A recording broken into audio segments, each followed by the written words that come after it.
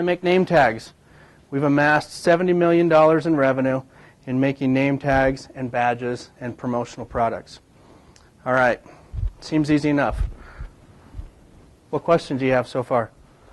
Do you design the name tags? Yeah, we design them. I'm giving you kind of a rundown version of it, and the reason why is because I believe that there's plenty of opportunity in every industry to carve out a niche. I have the opportunity this semester to teach downstairs. In fact, I hope I don't have any students in here. The class is at 2 o'clock. Any of my students in here? Okay, good. They're actually down there doing what's right. But I have an opportunity to teach venture capital due diligence. And it's been eye-opening because everybody that wants to become an entrepreneur, they think that you have to create this new niche market. And while that may be true in some regards, sometimes we can just improve upon what's existing. And sometimes the people that are entrepreneurs out there, I find that they all have something in common, and that is they just blast through certain barriers that nobody else is willing to blast through. So, that being said, I'm going to take a little bit different approach. One, because we're here at BYU. Two, I get to use some scriptures and some different things that have helped me in life. And I want to talk about some life principles more than talking about my story. But it ties in directly because I've learned these things along the way. And what I find is what sets entrepreneurs apart is that they're relentless, they don't give up, and they have a goal in mind. Now let me put a spiritual twist on it, if I can, because this is something that I believe strongly in. Let me run through this. You guys will agree with this along the way. Okay, I'm going to talk about the 4 hurdles to progress, because I believe that we actually have this great divine light inside of us. I think everybody agrees with that, right? We're all children of God. We all learn that at a very young age, and we preach that and we understand that. Okay, so therefore, if we all have this piece of deity inside of us, what's keeping us from actually taking it to the next level? What's keeping us from progressing?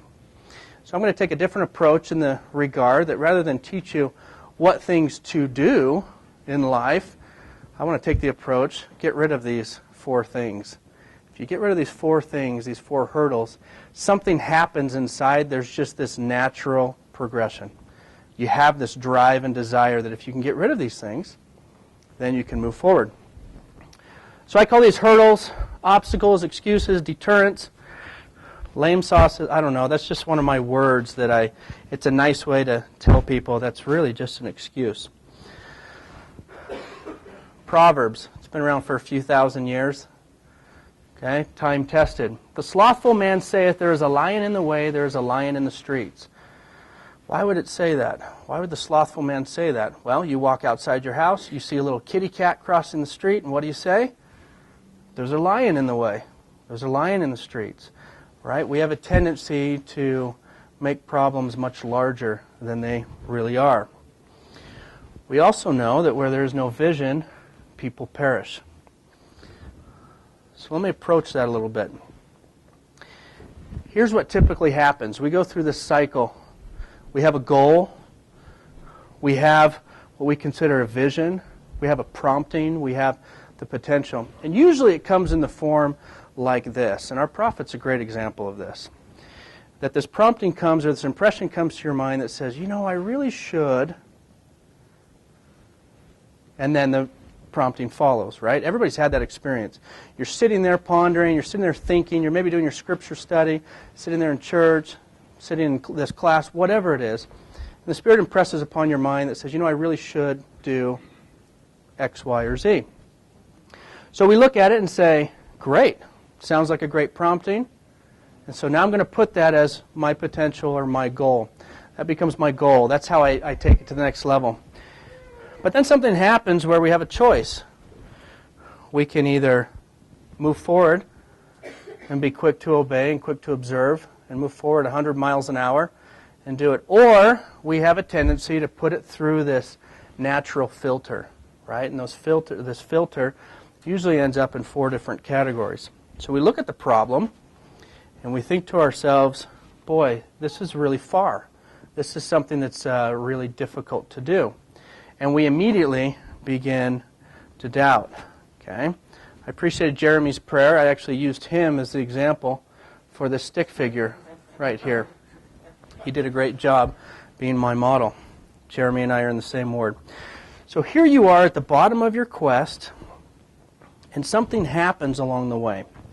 You see these little dots right here? They're little tiny obstacles. They're little obstacles that Satan will put in your path, or that your previous experience may put in your path. And you look at these obstacles, and you have a choice. You can either barrel through the obstacle, or you can let it weigh you down. And some of them, they'll weigh you down for a week, some for a month, and some people I talk to, and they're still stuck on it for 10 years. It's the simple obstacle in the way. Why? Because they forget. They forget, wait a minute, if I had this prompting, then there should be a way to accomplish the thing that the Lord has commanded me to do. As we get farther and farther along our path, we find that some of these obstacles get a little bit bigger before we finally reach our full potential. So let me talk about 4 of these things. I want to categorize these 4 things, these obstacles that we end up running into. First one is fear. I think it's the most important one because when we get rid of the other 3, fear is the only thing that's left that's standing in the way of achieving our goal or the thing that we're supposed to do. Second one is blaming. Love that picture. Third one, complaining. That cell phone looks like it's about 8 years old. And justification. For example, this young lady is justifying wearing immodest clothing. No, I'm just kidding. Just want to throw that in there. So fear, what's the opposite of fear? Faith, right? Simple things. We talk about this all the time. If you're afraid of something or you have fear, what you've got to do is increase your faith. Something we teach. Well, what happens? We have this ingrained fear of failure that's inside of us. It prevents us from taking risks. Where does it come from? It's an inherited behavior. It's pressure.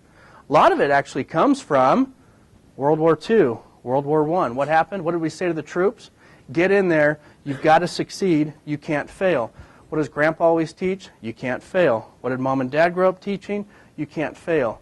What am I teaching? You can fail all you want. It doesn't really matter. Like, what's the big deal? Right? But we have this ingrained fear of failure. We're scared to fail.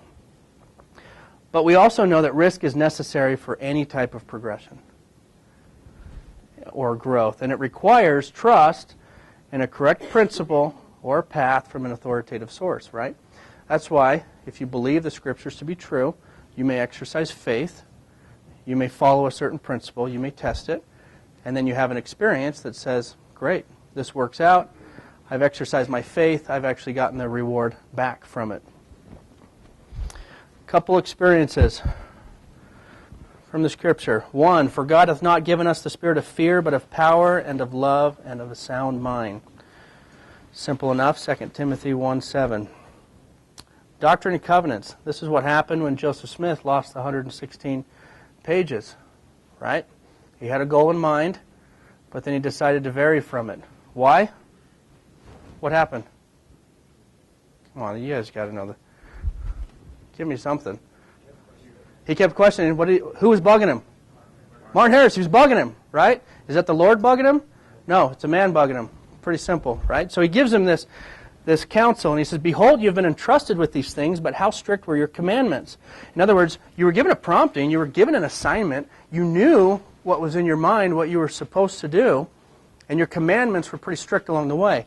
And remember also the promises which were made to you, right? So you get that prompting in your mind, you think, wait a minute, I'm feeling I need to move forward with this. What are some of the blessings associated with it, right? And then you end up in daydream land. You think, wow, and then I could buy a house, and I could do this, and I could do this, okay? Those are some of those blessings that the Spirit will give us so that we can see what's going to happen, right? So Joseph Smith knew some of those blessings. So he says, remember also the promises which were made to you if you did not transgress them. And behold, how oft you have transgressed the commandments and the laws of God and have gone on in the persuasions of men, right? So here's the prophet Joseph kind of getting in trouble a little bit, because he had the assignment, He had the prompting. He knew what he was supposed to do. He ran it through that arm of the flesh, man filter, if you will. For behold, you should not have feared man more than God. Although men set at naught the counsels of God and despise his words, yet you should have been faithful. And here's a cool promise. When you follow these promptings, as you're deciding what to do in your life, and he, meaning the Lord, would have extended his arm and supported you against what? All the fiery darts of the adversary, and he would have been with you in every time of trouble. Make sense? So again, going back, we've got the goal in sight. We start heading toward the goal.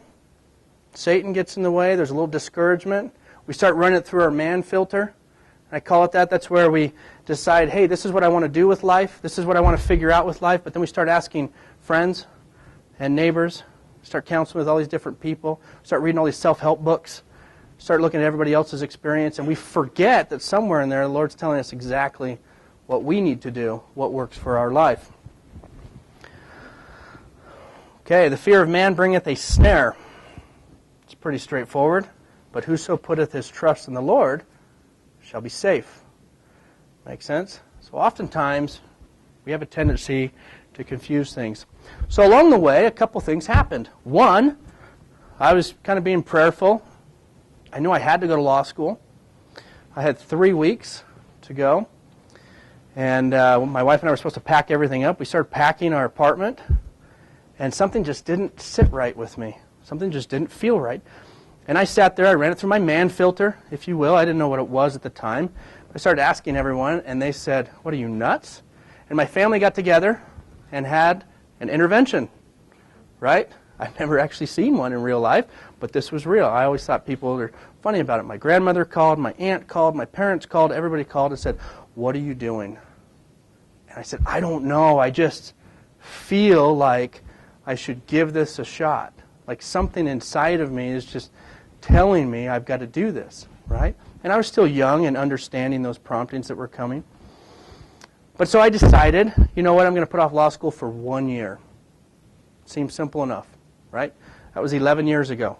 I'm still putting it off every year. I joke with my wife. I actually have the acceptance letter in my office. I tell people, like, well, next year if things don't work out, I'll go to law school. That'll be something fun to do. But what I found was I was suddenly alone in my idea. I didn't have the friends that were entrepreneurs. I didn't have the mentors that I needed. Suddenly, I was the crazy one. And my wife kind of looked at me and said, whatever, I'll give you a year. That works. We were newlyweds. Didn't really matter. I mean, it didn't help that we were a couple months pregnant. She was a little nervous. Okay, common story. So, who do we trust in? We've got a couple people that we trust in. You see kids, right? They'll jump off a bunk bed if they see mom and dad there. No big deal. If they see a stranger, what do? They turn and run, typically. You trust your doctor. I see that all the time. Well, maybe we ought to get a second opinion. Nah, don't worry about it. Just cut me open. I'm sure you'll find something in there. Religious leaders. Wanted to add some diversity. It's fun to teach this at BYU because I realized, oh my gosh, modesty. I got the Pope in here. Like, we trust our hairstylist. Pretty simple. Those are little decisions that we just say, no big deal, and we trust. One of my favorite things to hear is when I jump on a plane and people always say, fly safe. There's another trust example. There's absolutely nothing I can do once I've jumped on the plane that isn't going to get me arrested, right? I just have to sit there and deal with it for however long the flight is and hope that the 23-year-old that just graduated on this little tiny plane is going to get me to my destination safely. So we have all these trusts, but we don't realize that we trust them because, well, everybody else does. Well, entrepreneurs, how many of them are out there? Gosh, we're less than 1%, which means what? It's going to be hard to find fellow entrepreneurs that you trust. What are you going to find instead? You're going to find everybody else that says, don't do it. You're crazy. So the opposite of fear is faith. The next one, blaming and accountability. To be accountable, we take 100% ownership of our responsibilities, including the results. When the results are less than favorable, we begin to blame others or circumstances. Fair enough. Started from the very beginning. What happened? Cain blamed God. For what? He said, well, I killed my brother because Thou didn't accept my offering. Right? Start at the very beginning. Something that's just human nature. So we began. Pilate, what did he say? Wash my hands of this. I blame the people. They're the ones that are doing it. Even though he had the authority, he blamed the people. What do we blame? We blame circumstances on others. We blame government, economy, banks, boss, professors, teammates, traffic, weather, bishop, home teaching companion, colleague, internet connection, computer. We find ourselves blaming everything. If you don't know what I'm talking about, go back to Thanksgiving dinner. What was everybody talking about? They were all blaming things on people, and you just don't realize it. You're sitting there saying, well, the reason why you didn't get the promotion, or the reason why you didn't get this, or the reason why you didn't get this. And if you don't have anybody in your family like that, then you're probably the one that's doing the blaming at the dinner table. So there are plenty of people around us who agree with us, right? Why are we such a litigious society? Because I was driving down the road, and what happened?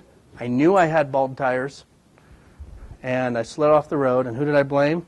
I blamed the city that didn't clear the roads well enough. I blame the car manufacturer because they didn't tell me to change the tires. What happens? I get a couple million out of it, lawsuits. Seems great, right?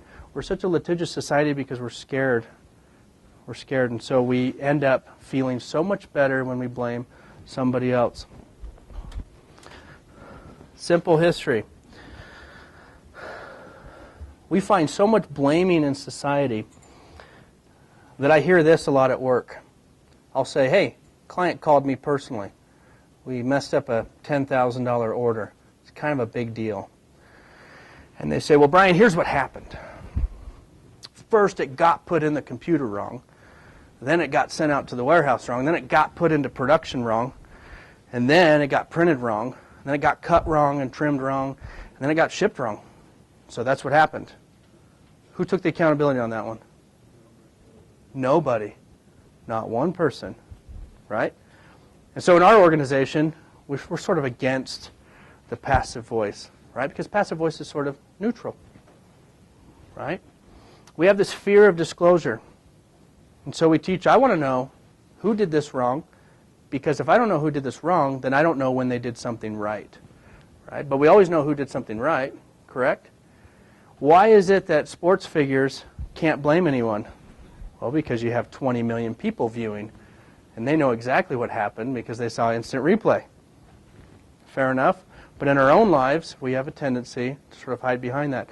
Yeah, I don't know what happened, honey. I picked up your laptop and it got dropped somehow, and that's just what happened, right? We just have that tendency to use the passive voice. We use the you, they, he, she statements. My kids are notorious for this. I remember I walked downstairs one time. My son had this nice poster on the wall.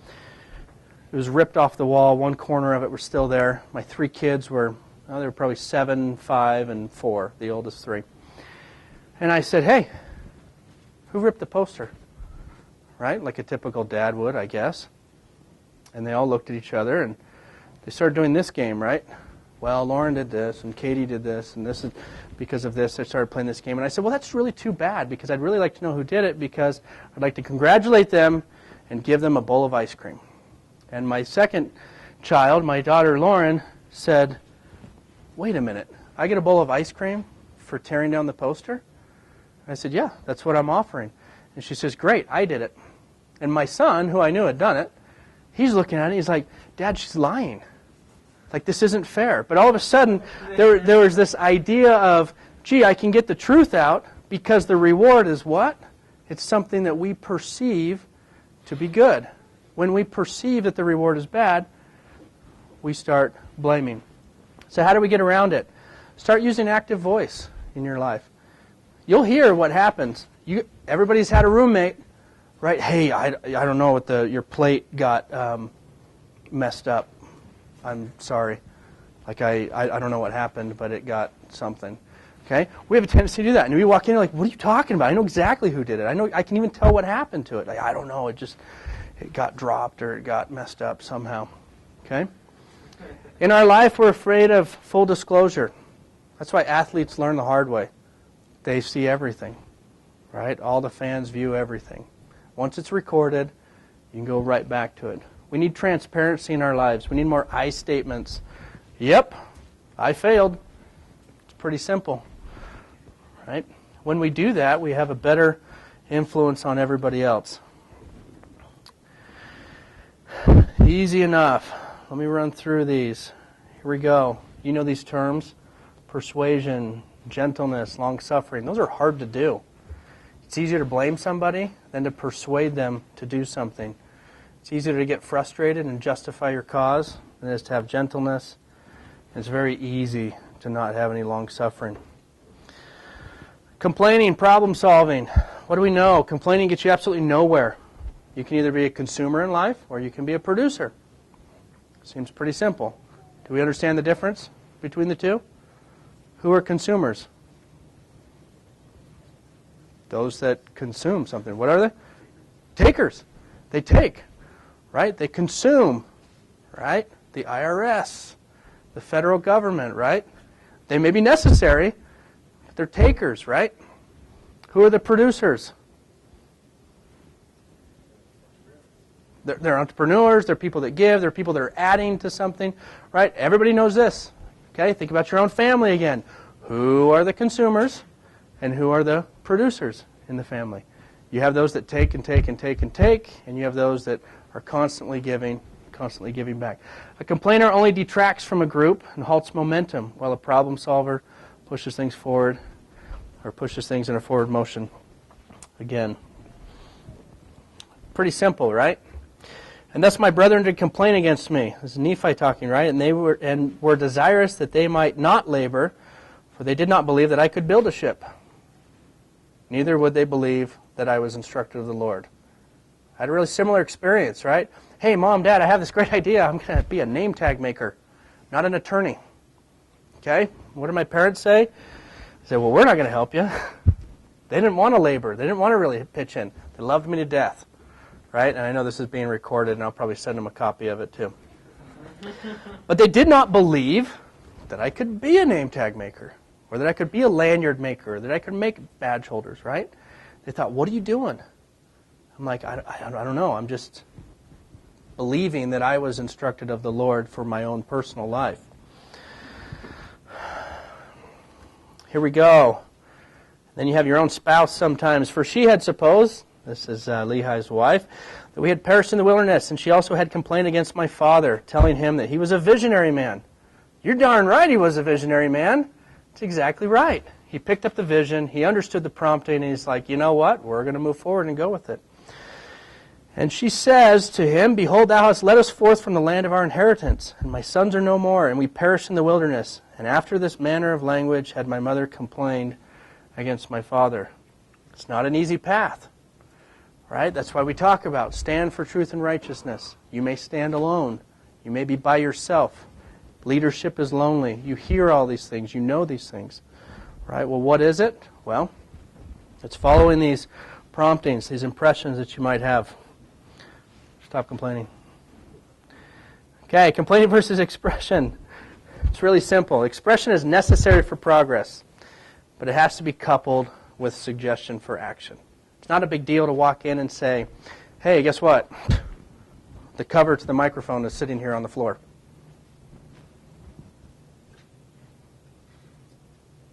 There's no action item, right? And everybody's thinking like, so? I don't know what to do with it now. Do you know what to do? Any suggestions? Oh, pick it up. Yeah, good. See? Now I'm not necessarily complaining anymore. But here it is. It's been sitting there the whole time, right? And it's been bugging me. I've been walking back and forth, and okay, we've got to have expression and we've got to have action.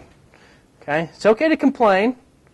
It's not a bad deal, because sometimes what we consider complaining is actually just laying out the facts. Right? Every Sunday morning, everybody gets up, and what do they complain about? The sports loss from the day before.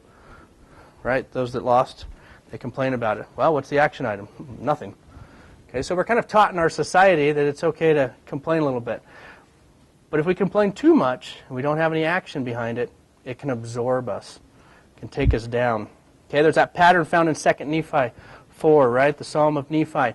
He goes through, what's he doing? He's kind of complaining a little bit, having that moment, and then he's like, wait a minute.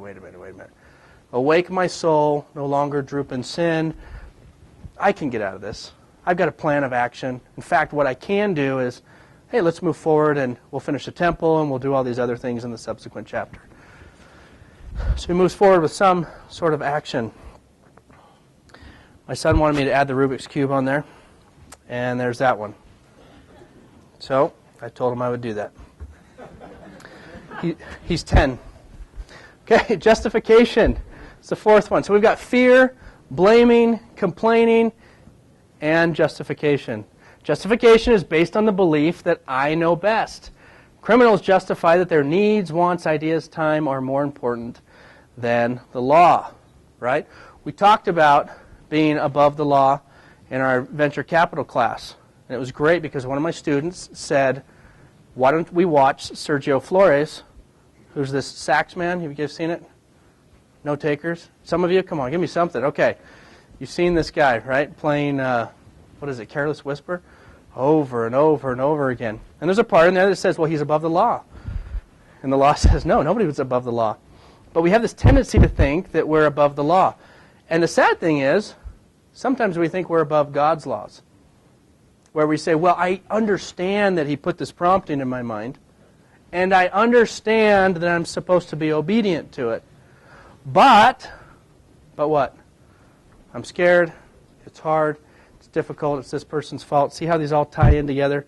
We start the blaming, the complaining, and the fear. Justification is based on a disrespect for authority. But when you have respect, it creates obedience and a sense of responsibility.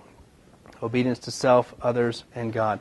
We know and recognize that when a prompting comes and we follow it and we move forward and we're quick to observe and we observe with exactness, right? And we obey with exactness, we recognize that there's a blessing that's going to come. Pretty simple. Doctrine and Covenants, section 50, verse 24, talks about he that receiveth light. So you receive that truth or you receive that prompting and you continue in God and continue within God, which means you're still going to move forward on the path. You're not going to run it through the man filter. You're not going to go through the flesh filter, whatever you want to call it. You're going to just go and say, you know what, I believe that I can actually do this. So that he that continueth in God receiveth more and more light. Right? And that light groweth brighter and brighter until the perfect day. That's the pattern that the Lord's established. So again, when we talk about, well, so how do I get the business off the ground? How many of you guys have a business idea? Come on, don't be shy. There's a little bit of fear. So, maybe half the room. Half the room's got a business idea. Okay. I feel like the number one thing that keeps people from launching the business idea is what? Yeah, it's fear. It's fear. And if they say it's, well, no, not me. That's not mine. It's money. I'm like, go borrow the money. Have you seen the interest? I can't. I know I'm not going to buy. Well, no. How do I pay that? I mean, the debt, everything. Okay. It comes down to fear. Have you prayed about it? Do you feel good about it? Okay. What's keeping you from moving forward on it? Well, yeah, it's crazy. And there's this scripture that says this, and my parents say this, and I recognize that. But in your own personal relationship with the Lord, what does He say? How does He feel about it? What does He want you to do? How does He want you to do it? If you're going to obey and follow the Lord, remember the promise at the beginning. He's going to get rid of all the fiery darts of the adversary. In other words, He's going to clear the path for you. And He's going to get you out of trouble every single time. That's the pattern that He's established. Okay. What questions do you have?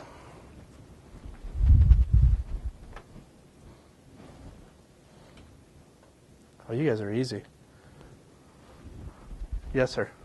So how can you discern if it's a spirit or just a fun idea?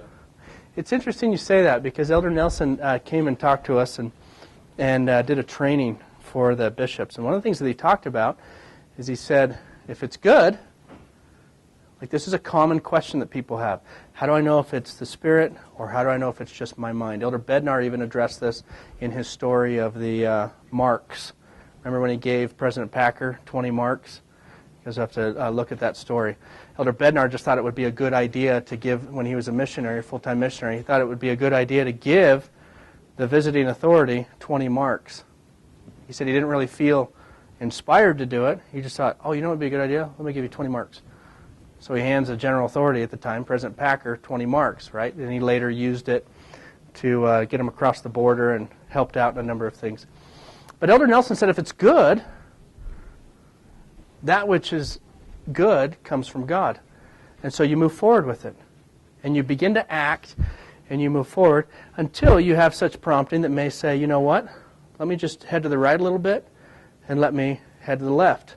My pathway in life, it's interesting because what I thought my path would be in life to achieve the things that I wanted and what the Lord told me that it would be were two completely different paths, right?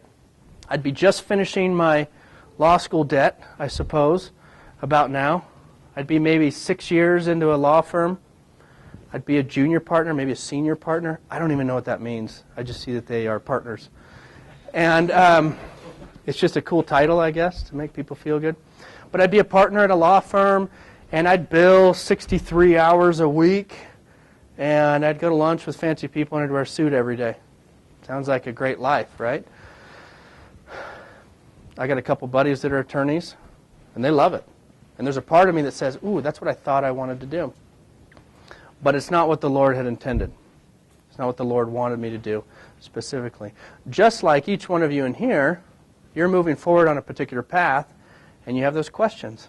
And you say, like, well, how am I supposed to move to the next level? What's the next step? Find them, because usually it's one of those four things that's going to keep you from taking that next step. When you get rid of those four things, you figure it out. Right, Jeremy? Easy enough? Okay. How's business? Good. It's getting there, right? Okay.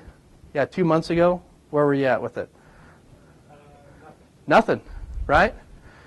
Okay. Then we talked. You start moving forward with things. You start paving the way. What happens? You start picking up clients. Great. How do you feel about it?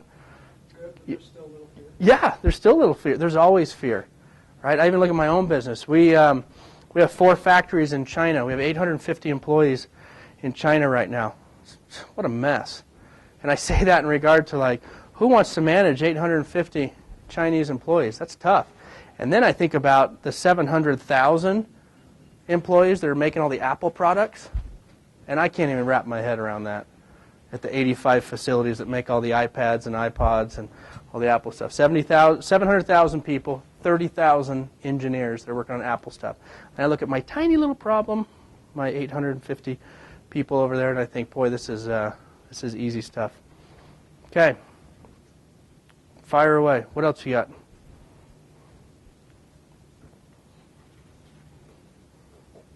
Go ahead.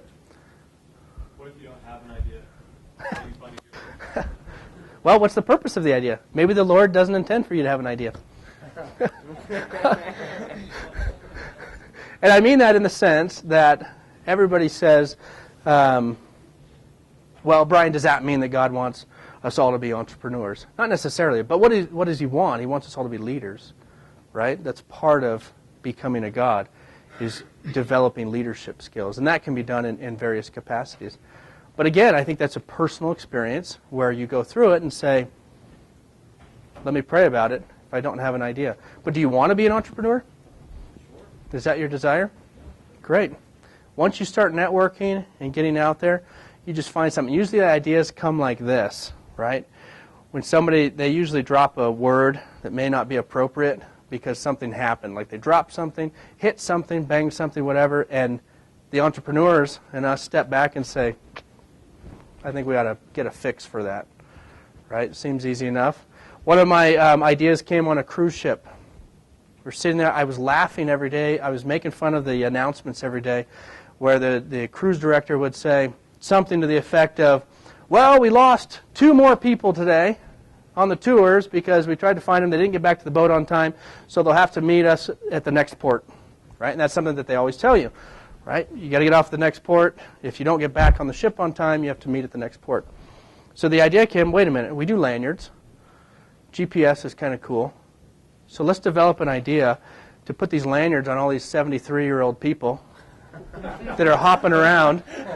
Because, I mean, when you think about it, from a tour guide standpoint, this tour guide takes 100 people, like a geriatric unit. They take 100 people, take them to the middle of Italy, or Tunisia, or wherever it was. We were actually on a European cruise, and I'm thinking like, wow, how do they not lose these people?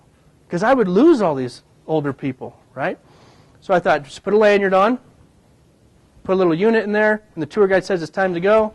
You hit the button, lanyard buzzes, beeps, no big deal, everybody comes back together. If you lost them, you hit another button, boom, you pull up the GPS, grab the local data, you see exactly where they are because they're staring at that crystal something in a store somewhere 9 blocks away. And they just lost track of time because we changed times on the boat. So then, my wife and I were joking about it, like we keep losing people, and I thought, well, let's fix it. Let's figure out an idea. So the next day, I just went and said, like, now what would mitigate this?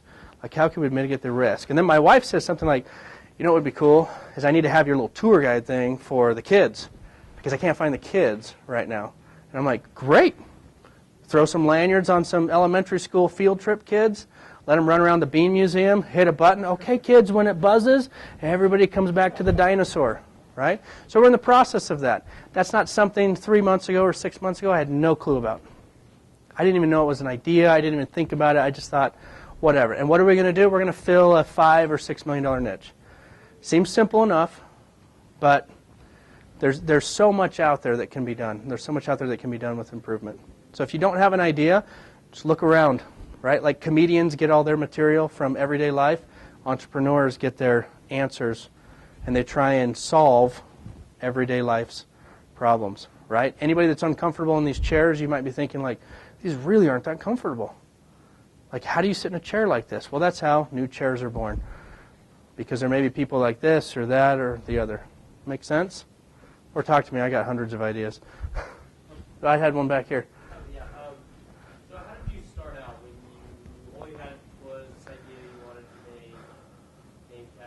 Yeah, so here, okay. Had no factory. Exactly. So what I did is I started out basically as a broker. I basically said, like, let me go into a company. I went into an engraving company. I said, look, I'll help your website get to the top 10 or whatever. And I just did all this research. I didn't really know much about SEO. I was reading every day, Lycos, Excite, Alta Vista, like some of these sites that are now dead and gone. But I was sitting there, like, learning all the tricks of the trade. And I basically said, if I can get a sale through your website, then you give me X percent, right? I did nothing with manufacturing in the beginning. Had no idea. Well, it got to a point where I was building up the website enough. They were getting enough traffic. It was a small engraving shop, and guess what? What did they say? Whoa, there's just too much work. You know what, Brian? This isn't going to work out. There's too much hassle, right? Too many orders coming in, right? And I look at that now and I think, wait, what do you mean too many orders coming in? Right? And some people, they don't get it. They're like, you know what, I'm happy where I'm at. I'm happy with what I've dealt with right now. And so I took that concept and said, that's fine. So what I'm going to do is I'm going to start manufacturing it. And I can figure out a way to manufacture it faster because we have to. And my way of manufacturing faster was working till 2 o'clock in the morning. It wasn't necessarily faster, it's just that I didn't go home at 5 o'clock. Right? And I remember there was one particular time we had our son who was 11 now. He was screaming for like, I don't know how long. I felt really bad about it. I still feel bad about it today because I was sitting there working, doing orders. I had my wife next to me. I'm like, we got to get this done. He kept crying, and I'm like, why, Lord? Why do I have to choose between my crying child and these things that I'm manufacturing? And you go through some of those processes, but then you kind of take it day by day and figure it out. I worked a lot of Saturdays, worked a lot of late nights. I just worked all the time. Right? And then I realized, guess what? The Savior did the same thing. He's like, I work all the time, and my Father in heaven, He works too. So we just work all the time. Jerusalem closes, let's head over to the Americas and see what's going on over there, right? You just keep working around the clock. Make sense? So that's what happened. You sort of follow that pattern. But what I didn't do is I didn't really get into credit card debt like some people. I don't consider myself that crazy. I was talking to Spencer a little bit. Like, I'm just a numbers guy. Like, this makes sense. If I can get X number of clicks through on the website, and I can get X number of people, then I can handle X number of orders, and I can farm out X number of work. And in the very beginning, I was only making 8%, 9% margins because I wasn't manufacturing anything. But I didn't care because on a $100 job, $9 was better than nothing at the time. And I thought, man, if I could just get 20 of these $9 jobs, wait a minute, and then I can get 20 of these $9 jobs in an hour, and all I'm doing is just feeding the orders through, and then I need to figure out how to feed the orders through faster, and then I need to figure out how to manufacture these. And that's how we started. And because we existed as a company, people just started finding us. And this year we're finally working on our outbound model. Like we have everybody finds us still. And it's crazy because everybody in this room says like, well, we don't even know what your company is. We've never even heard of it. And I'm like, I know, it's strange. But people find us on the internet. We have about 50 domains now that all feed back into the main company site. And we put everything under one umbrella, and we manufacture everything, or most of it, in an 80,000 square foot facility in Springville. And so we've got 150 employees here, and I was telling Spencer, we do between 120 to 150,000 pieces a day now. And it's actually kind of cool. Like you just see all the processes go through. And my wife still comes down and visits and says, hey, this is a cool way of doing it. Remember when? I'm like, yes, I do. And that's why we do it like this now.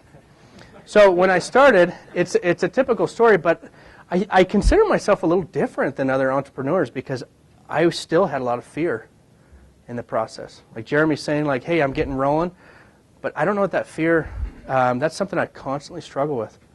Like the next step. We're opening additional locations in the U.S. in the next year. I'm stepping down as CEO. I'm moving to chairman of the board as of January 1st. So it gives me some time to work on strategy and establish some broader objectives and policies.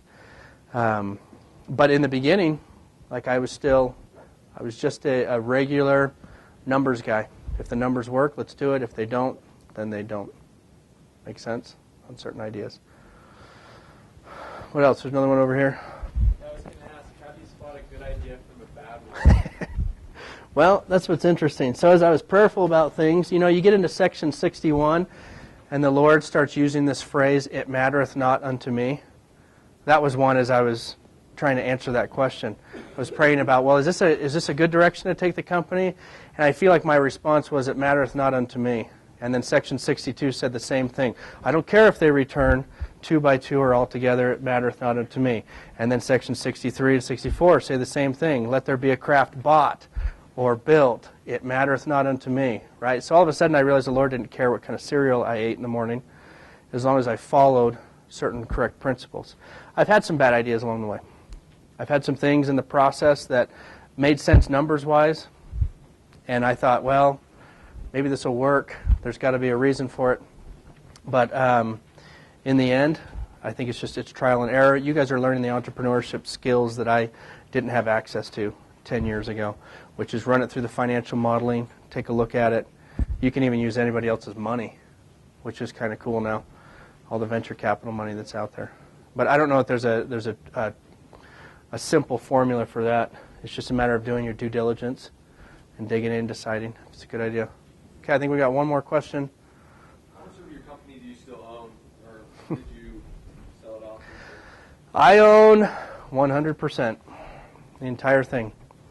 And it's funny because I was talking to Spencer on the way up, and I said, I get to play this role of benevolent dictator a little bit because along the way we had people that wanted to buy us out. And again, those feelings were, gosh, it sure would be nice to take 5 or 10 or 15 million in funding. That sounds great, right? That's everyone's dream. But then those impressions came. That's not why you're doing this. I thought, darn it. Okay? Because I want to do this. So along the way, it may have been fiscally sound for us to take funding. But what I typically would do is I would meet with the venture capital firms. I'd say, well, what are you guys going to do different than I'm going to do? Because I've got this partner that I pray to every night, and he keeps sending me all of these things that I need to do. So my list is pretty big. What can you guys do? What can you offer on the table? And I'm not saying that VC firms can't do it. In fact, I started a venture capital firm 4 or 5 months ago to actually help do angel funding for a lot of different companies, to basically help them speed up the process. And I think VC money would have come in and helped us do things faster. That's really what it would have done. But we're at the point where we got through the angel phase, the seed money, the Series A, Series B. We're heading. I mean, we do about $20 million a year in revenue right now, and you know we're on target to take that to $50 million in 2013. And so we've kind of passed a tipping point in a sense. And I think the VC firm would have gotten us there in maybe 07 or 08. Okay. Well, thanks, you guys. I know the class is over, but I'm more than happy to answer any questions that you may have.